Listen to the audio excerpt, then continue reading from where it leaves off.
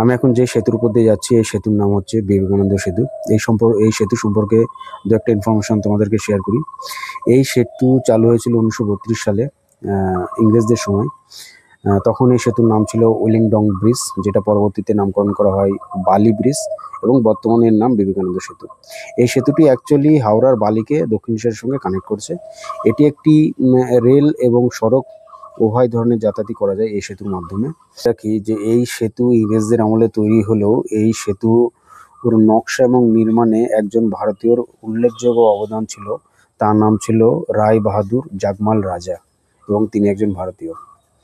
আর এই সেতুর ঠিক অপোজিটে যে কেবল ব্রিজ এর সেতুটা দেখা যাচ্ছে তার নাম নিবেদিতা সেতু।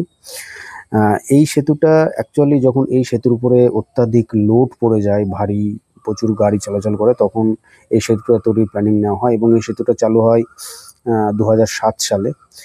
এই সেতুর নাম রাখা হয়েছে নিবেদিতা সেতু, যেটা সিস্টার নিবেদিতার সম্মানে এই নামটি রাখা হয়েছে। সিস্টার নিবেদিতা যিনি স্বামী বিবেকানন্দের একজন শিষ্য ছিলেন, এবং এই নিবেদিতা সেতুটি মূলত সড়ক পথে যান চলাচলের জন্য ব্যবহার করা হয়। Thank you.